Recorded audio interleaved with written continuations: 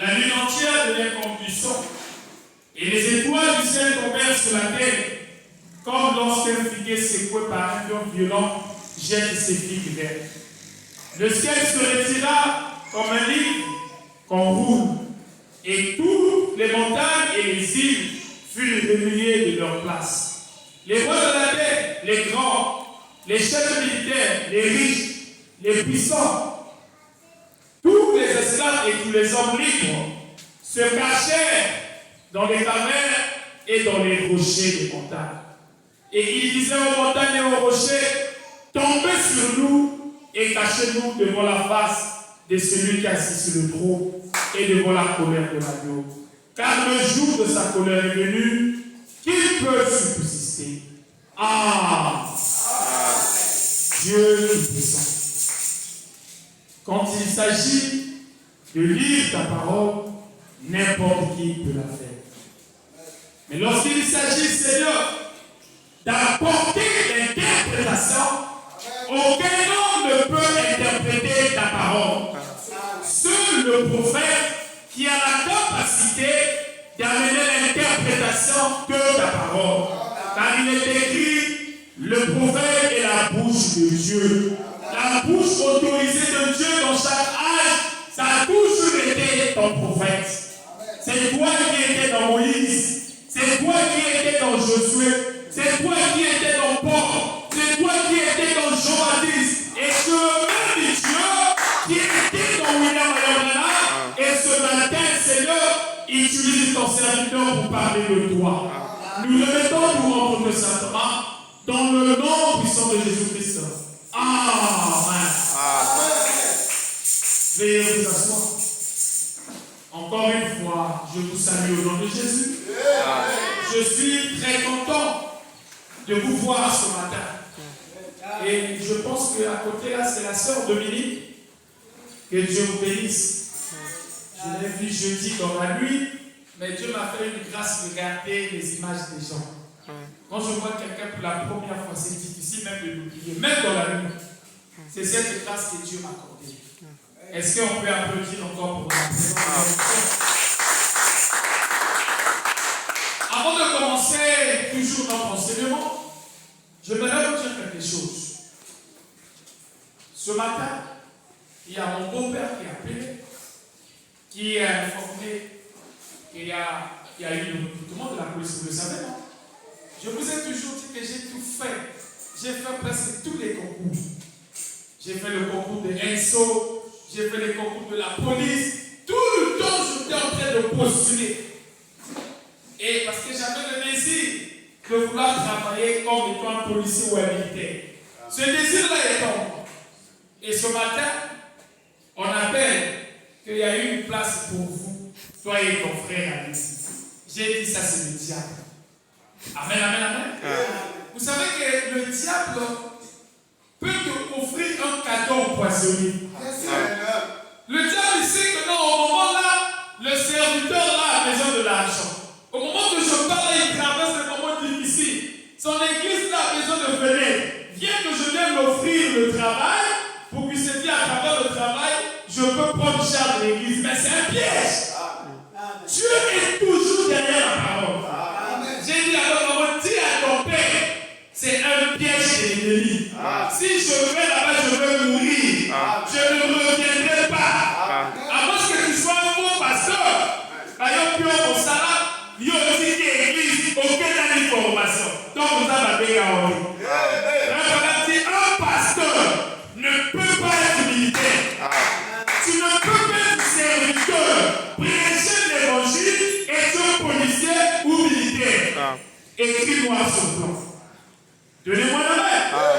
Mais d'abord, je suis plus qu'un général. S'il y a des généraux de la terre, dans l'armée, dans la police, nous sommes les généraux de Dieu.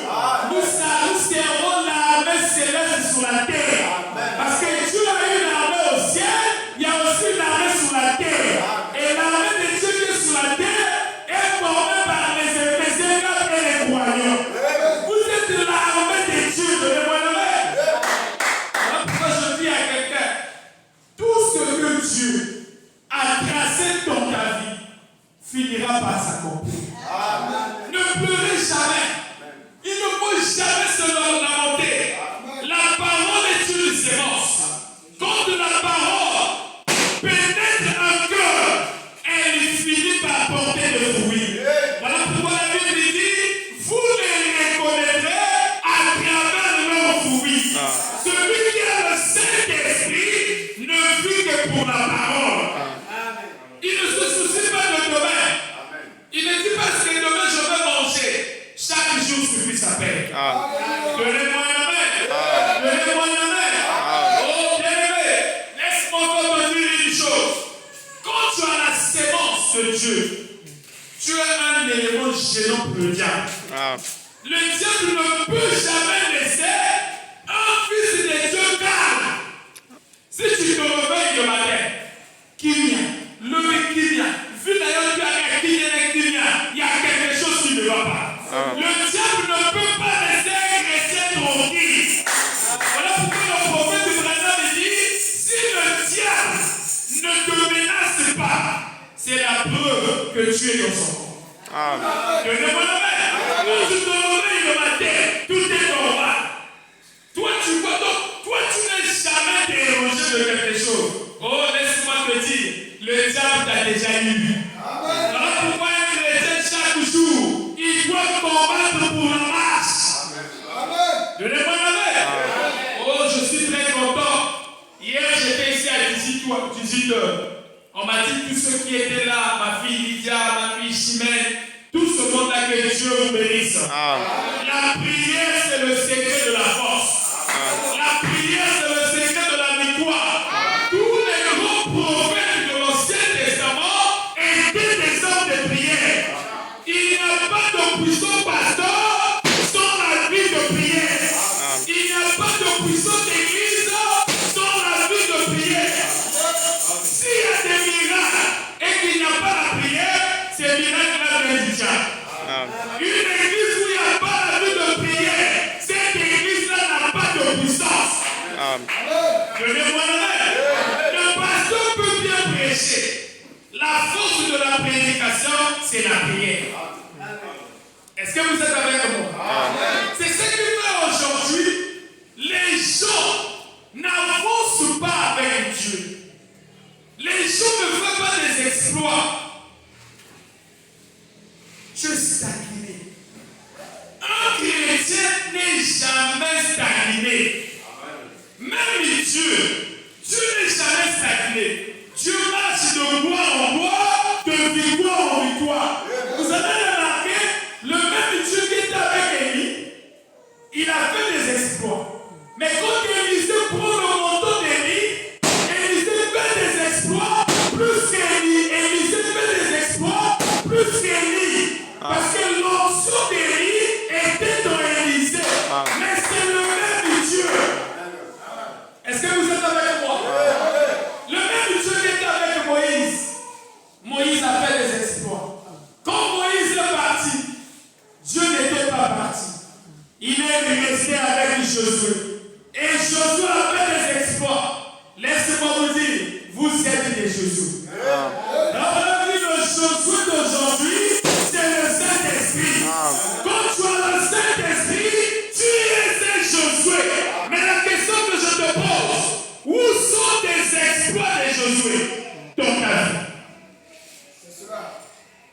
C'est bien. Aller à l'église, c'est une bonne chose. Prêcher la parole, c'est une bonne chose. Écouter la parole, c'est une bonne chose. Écouter les bonnes, c'est une bonne chose. Donnez-moi la main. Payer la dîme, c'est une bonne chose. Soutenir l'église, c'est une bonne chose. Mais après avoir fait ces choses, quelque chose doit se suivre. Parce qu'un jour, cette église fermera les portes. Un jour, les églises fermeront les portes. Un jour, le pasteur Massimo quittera la terre. Mais qu'est-ce que tu deviendras? Voilà pourquoi ne devenez pas membre de l'église, mais vous devez être membre du corps de Christ. Je ne vous prêche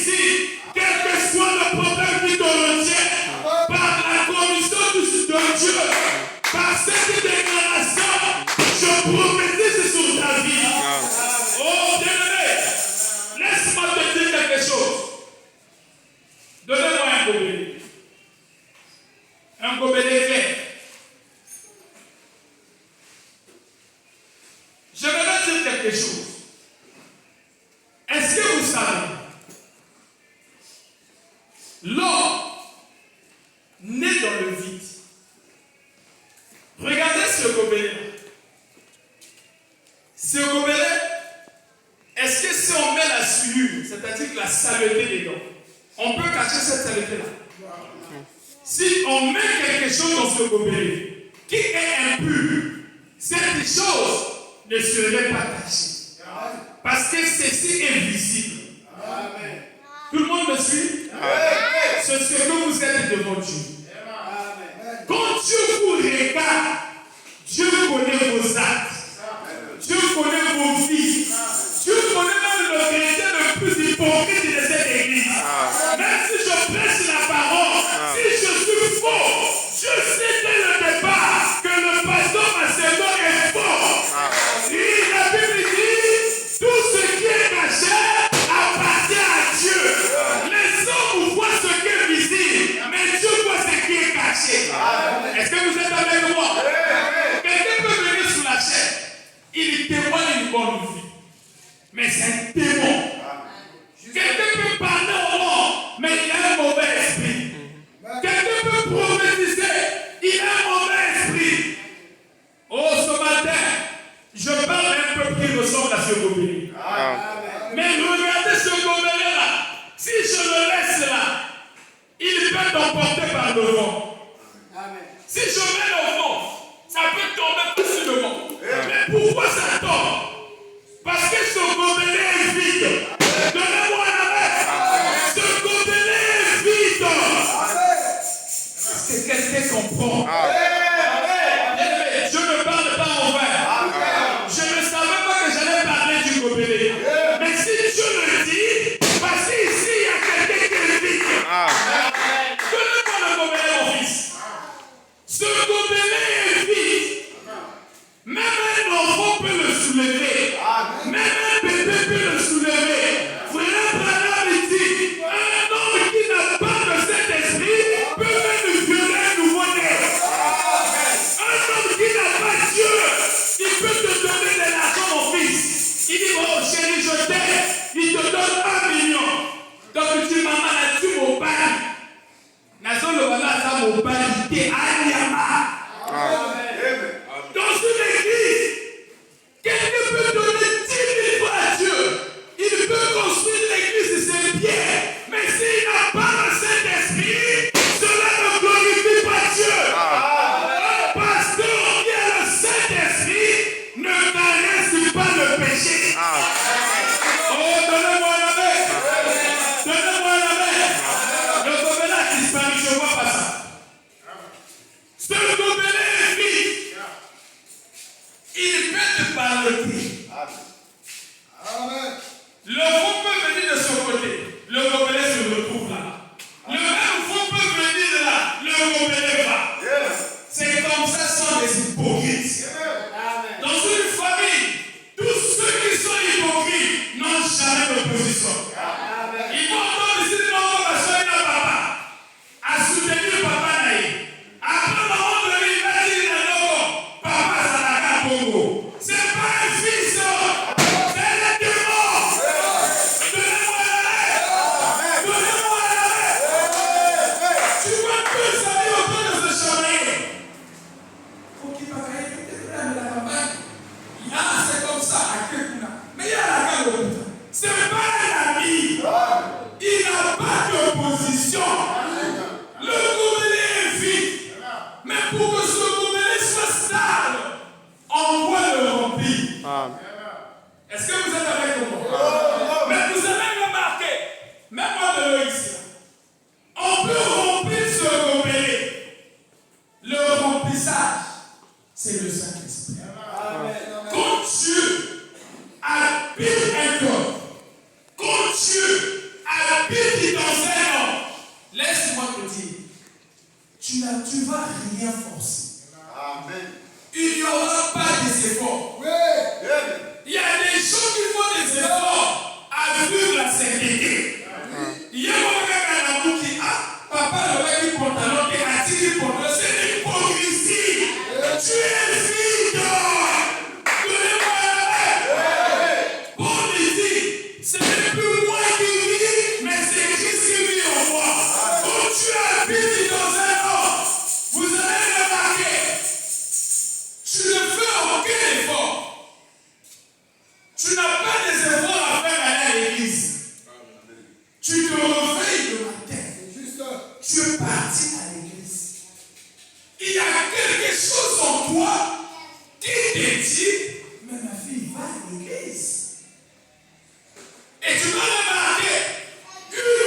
que tu n'es pas parti, cette fois te laisse la condamnation. Tu as senti que tu n'as pas payé. Tu sens la condamnation. C'est la preuve que Dieu t'a dit c'est Dieu.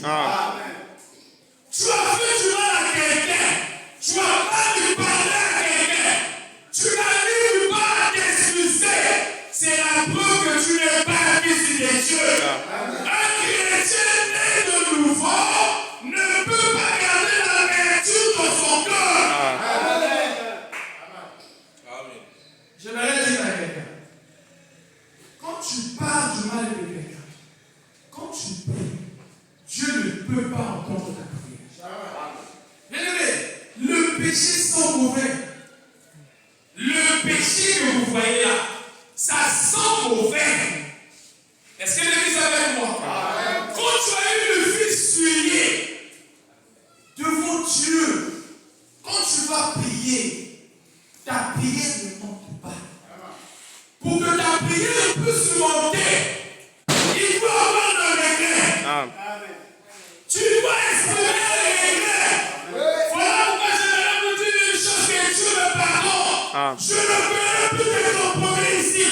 Si une soeur vit mal, on applique la parole. Quand on veut canaliser quelqu'un, oh non, mais la soeur a péché, oui, le frère a fait ceci. Si on applique la parole, son mari peut tuer. S'il faut mourir pour Dieu, on meurt pour Dieu. Quand vous faites des compromis à la parole, vous glorifiez le diable. Donnez-moi la main. Donnez-moi la main. Mais regardez ce gobelet. Il y a de l'eau. C'est le Saint-Esprit. Est-ce que ce gobelet-là, l'eau qui est dans ce gobelet a quel objectif? Est-ce que ce gobelet a été fait pour que nous s'arrêtions ici? Cela veut dire, tu peux prier. Là, il y a le pardon. Là, il y a la prophétie. Là, il y a les visions. Ce sont des signes qui accompagnent les fruits du Saint-Esprit, mais ce n'est pas le Saint-Esprit. Donc, quelqu'un peut parler au nom.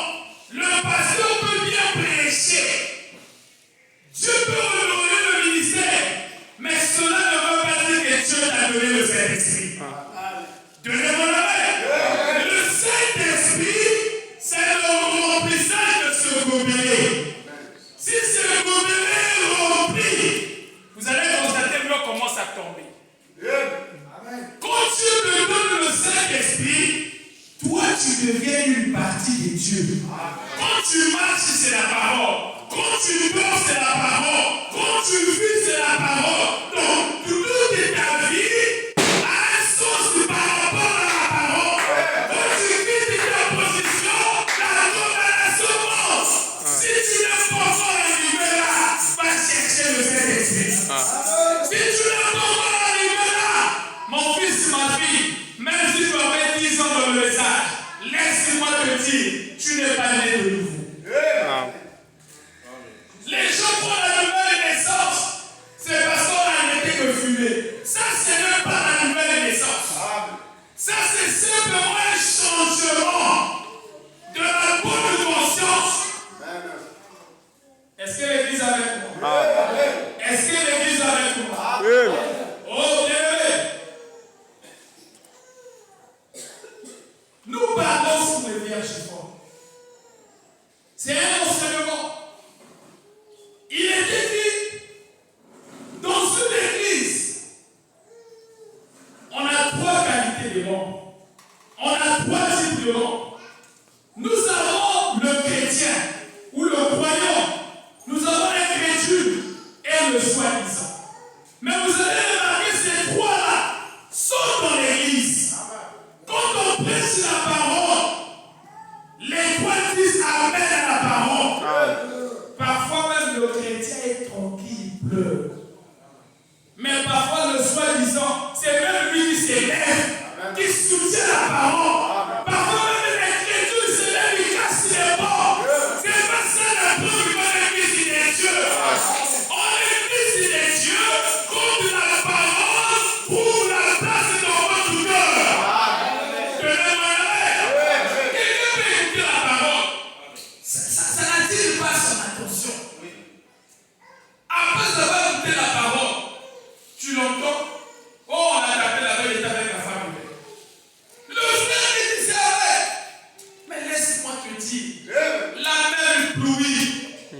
sur toutes les semences. Quand il pleut, même la mauvaise semence reçoit la pluie. Quand il pleut, la bonne semence reçoit la pluie. Mais quand on va arriver à la moisson, c'est la bonne semence qui portera les fruits. Et c'est une parole que je prêche, donc sur la bonne semence et sur la mauvaise semence. Celui qui est de Dieu reconnaît la parole. Celui qui est de Dieu vit la parole. Et la Bible dit, celui qui se sanctifie davantage. Que celui qui se sue, c'est davantage. Celui qui se sue, c'est celui qui n'a pas la sémence de Dieu. Est-ce que vous êtes avec moi? Bien aimé, nous avons eu Jacob. Jacob avait 12 enfants, avec 4 femmes, 2 femmes légitimes et 2 concubines. Et l'une des concubines s'appelait Bila. L'enfant de Jacob, appelé Rouben, va avec la femme de son père, la concubine de son père, au nom de Bila. Et leur union a donné ce qu'on appelle le vierge fort. Tenez-moi la main. Vous savez qu'au commencement, elle était partie avec le serpent. Elle lui dit, c'est le serpent qui m'a séduit. Si vous êtes intelligent, le mot séduire, le mot séduction vient du mot séduire. Quand il y a la séduction, comme on a séduit. Alors lorsqu'on séduit automatiquement, il y a eu quoi? Acte sexuel. C'est la ruse qui fait partie de la tromperie. Mais quand on parle de la séduction, donc il y a eu attirance. Et dans la Genèse, elle était partie avec le serpent. Et il y a eu une sémence appelée Calais. Or, dans toute la Bible, nous avons que 2 sémences. Ne l'oubliez pas. Depuis le commencement en Éden, nous avons eu la sémence d'Adam qui a donné qui? Abel. Et nous avons ici la sémence du serpent qui a donné qui? Caïn. Suivez-le. Ces 2 sémences ont évolué depuis le commencement. Et ce sont ces mêmes 2 semences qui est dans l'église. Ces 2 semences travaillent. Oh, laisse-moi dire à quelqu'un. Il y a où il y a Dieu, il y a le diable. Donnez-moi la main. Il y a où il y a Dieu, il y a le diable. Voilà pourquoi il y a où il y a le guérisseur, il y a toujours un malade. Parce que Dieu a des attributs. Et les attributs de Dieu ne peuvent pas s'accomplir s'il n'y a pas le contraire de ses attributs. Lui, autour de connaissance, il doit avoir un malade. Lui, autour de son corps, il doit avoir un pécheur. Mais comment ces attributs peuvent agir si toi tu ne vois pas? Caïn était du serpent. La question que je vous pose, si à supposer Caïn rencontrait un prophète comme Moïse, suivez bien, un prophète comme Moïse, avec l'institut du Seigneur, libérateur, mandaté par Dieu, parce que la vie de Moïse typifiait la vie de Jésus. Amen. Comprenez ça? Toute la vie de Moïse, c'était le modèle de la vie de Jésus. Quand Moïse est né, on tuait les enfants. On l'avait placé dans le lit de crocodile. C'est la même chose qui s'est passée Jésus.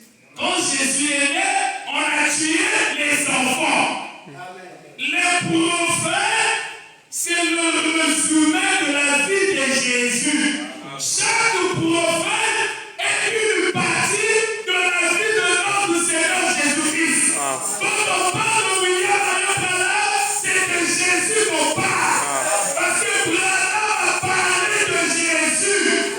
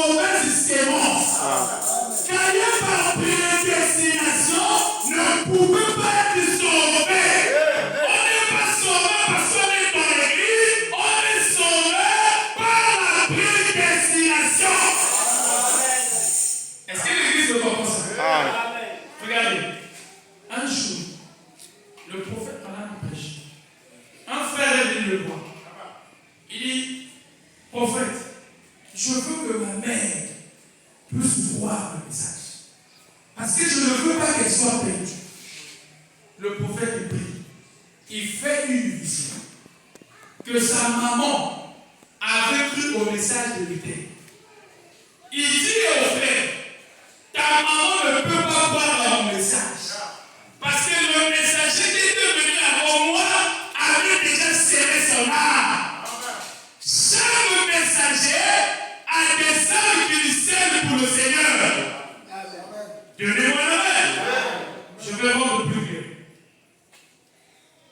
Tu peux voir un pasteur qui est fou. Il peut se répondre. Toi, tu ne crois plus. Même si on te dit, ton pasteur a tué quelqu'un. Toi, tu dis non. Ton âme est scellée dans sa sémence. Donc, tu ne peux pas croire aucun pasteur. Tu peux voir un pasteur ici que frère. Si toi, par prédestination, tu n'es pas scellé dans son ministère, tu vas le combattre toute sa vie. Que le pasteur la prêche bien, toi, tu vas voir seulement des erreurs. Le pasteur a dit ceci, il ne voulait pas faire ceci. Le pasteur a dit, parce que tu n'es pas scellé dans son ministère. Chaque ministère a une responsabilité, des hommes vers sa disponibilité qui l'amène à Jésus-Christ.